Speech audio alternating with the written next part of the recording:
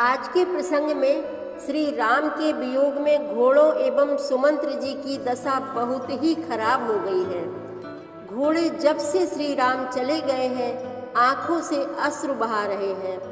वे खाना पीना बिल्कुल भूल गए हैं। सुमंत्र एवं घोड़ों की यह दशा देखकर निषाद राज बहुत दुखी हो रहे हैं। सुमंत्र जी की दशा और भी खराब है। निषाद राज कहते हैं, सुमंत्र जी आप पंडित हैं, उच्च कुल के हैं, आप कुसुमय जानकर धीरज रखिए और उन्हें किसी तरह रथ में बैठाया।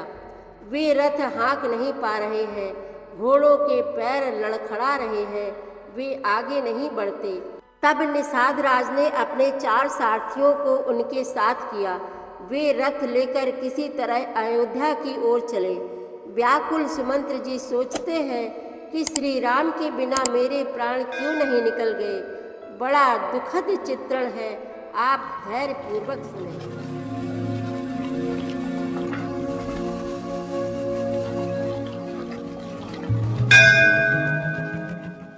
श्री रामचरितमानस पाठ को सुनने वाले सभी श्रोताओं का स्वागत है। राम राम जी। पाठ प्रारंभ करने के पहले बोलिए सियावर रामचंद्र की जय, पवन सुत हनुमान की जय, श्री तुलसीदास जी महाराज की जय। नहीं त्रन चरहि न पियहि जलु, मोचहि लोचन बारी, व्याकुल भये निषाद सब, रघुबर बाजी निहारी। वे ना तो घास चरते हैं ना पानी पीते हैं, केवल आंखों से जल बहा रहे हैं। श्री रामचंद्र जी के घोड़ों को इस दशा में देखकर सब निषाद व्याकुल हो गए। धरि धीरज तब कहाई निषादु, अब सुमंत्र परिहरहु विषादु, तुम पंडित परमारथ ज्ञाता, धरहु धीर लखि विमुख विधाता। तब धीरज धरकर निषाद राज कहने लगा, हे सुमंत्र जी अब विषाद को छोड़िए। आप पंडित और परमार्थ के जानने वाले हैं, विधाता को प्रतिकूल जानकर धैर्य धारण कीजिए। विविध कथा कही कही मृदुबानी, रथ बैठार्यों पर बस आनी, शोक शिथिल रथ सकई नहा की, रघुबर बिरह पीर उर बाकी। कोमल वाणी से भांति भांति की कथाएं कहकर निषाद ने जबरदस्ती लाकर सुमंत्र को रथ पर बैठाया, परंतु शोक के मारे वे इतने शिथिल हो गए कि रथ को हाँक नहीं सकते। उनके हृदय में श्री रामचंद्र जी के विरह की बड़ी तीव्र वेदना है। चर फराही मग चलहि न घोरे, बन मृग मन हुआ निरथ जोरे, अड़ु की परहि फिर हे रही पीछे, राम वियोग बिकल दुख तीछे।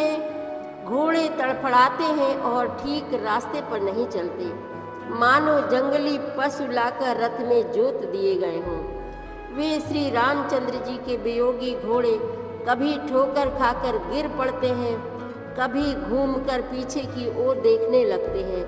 वे तीक्ष्ण दुख से व्याकुल हैं।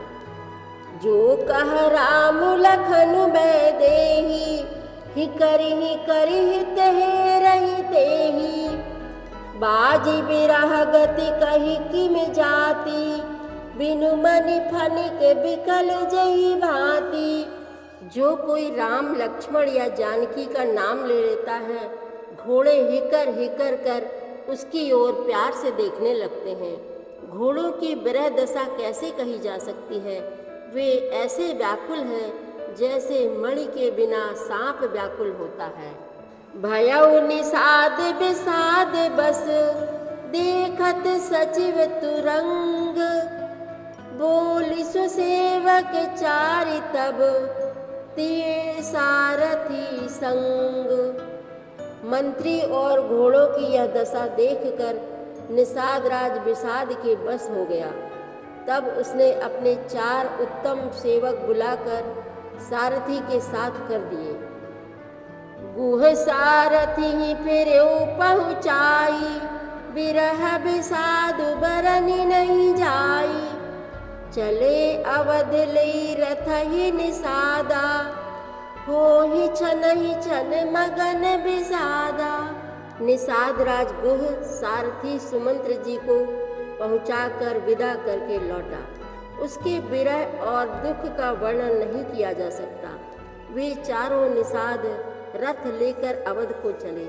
सुमंत्र और घोड़ों को देख देख कर वे भी क्षण क्षण भर विषाद में डूब जाते थे। सोच सुमंत्र विकल दुख दीना, दिग जीवन रघुबीर बिहीना। रही न अंतहु अधम शरीरु, जसु न लहु बिछुरत रघुबीरु। व्याकुल और दुख से दीन हुए सुमंत्र जी सोचते हैं कि रघुबीर के बिना जीने को धिक्कार है। आखिर यह अधम शरीर रहेगा तो है ही नहीं। अभी श्री रामचंद्र जी के बिछुड़ते ही छूटकर इसने यश क्यों नहीं ले लिया। भये अजस अग भाजन प्राणा, कवन हेतु नहीं करत बयाना। आहा मंद मनु अवसर चूका, अजहु न हृदय होत दुई टूका। ये प्राण अपयस और पाप के भाणे हो गए। अब ये किस कारण कूच नहीं करते, निकलते नहीं। हाय नीच मन, बड़ा अच्छा मौका चूक गया। अब भी तो हृदय के दो टुकड़े नहीं हो जाते।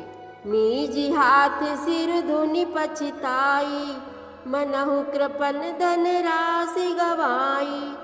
बिरद बांधि बर बीरु कहाई, चले समर जनु सुभट पर आई। सुमंत्र हाथ मल मल कर और सिर पीट पीट कर पछताते हैं, मानो कोई कंजूस धन का खजाना खो बैठा हो। वे इस प्रकार चले मानो कोई बड़ा योद्धा वीर का बाना पहनकर और उत्तम सूरवीर कहलाकर युद्ध से भाग चला हो। विप्र विवेकी वेद विद, सम्मत साधु सुजाति। जिमि धोखे मद पान कर, सचिव सोचते ही भांति। जैसे कोई विवेकशील वेद का ज्ञाता, साधु सम्मत आचरणों वाला और उत्तम जाति का कुलीन ब्राह्मण धोखे से मदिरा पी ले और पीछे पछतावे, इसी प्रकार मंत्री सुमंत्र सोच कर रहे, पछता रहे हैं। जिमि कुलीन ते साधु सयानी, पति देवता करम मन मानी। रहे करम बस परिहरि नाहु, सचिव हृदय तिम दारुण दाहु।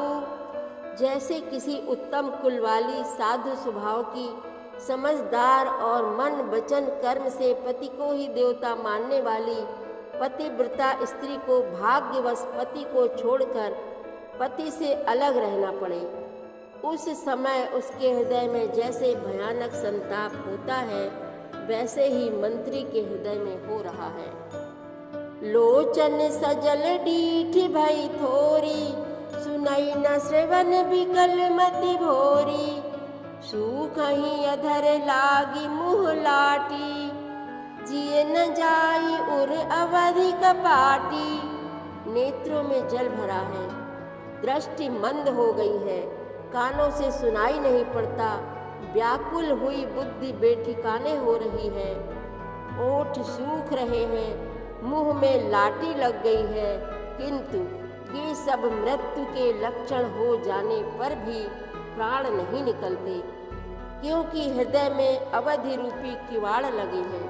अर्थात 14 वर्ष बीत जाने पर भगवान फिर मिलेंगे, यही आशा रुकावट डाल रही है। विवरण भयउ न जाई निहारी, मारसी मनहु पिता महतारी। हानि गलानि विपुल मन व्यापी, जमपुर पंथ सोच जिमि पापी। सुमंत्र जी के मुख का रंग बदल गया है, जो देखा नहीं जाता। ऐसा मालूम होता है मानो इन्होंने माता पिता को मार डाला हो। उनके मन में राम वियोग रूपी हानि की महान ग्लानि पीड़ा छा रही है, जैसे कोई पापी मनुष्य नरक को जाता हुआ रास्ते में सोच कर रहा हो। बचन न आवे हृदय पछताई, अवध काह मैं देखब जाई। राम रहित रथ देखी जोई, सकुचि मोहि बिलोकत सोई। मुंह से वचन नहीं निकलते, हृदय में पछताते हैं कि मैं अयोध्या में जाकर क्या देखूंगा। श्री रामचंद्र जी से शून्य रथ को जो भी देखेगा वही मुझे देखने में संकोच करेगा, अर्थात मेरा मुंह नहीं देखना चाहेगा। धाई पूछी हई मोहि जब, बिकल नगर नर नारी। उत्तर देव मैं सबहि तब, हृदय वज्र बैठारी। सियावर रामचंद्र की जय, पवन सुत हनुमान की जय। श्री तुलसीदास जी महाराज की जय।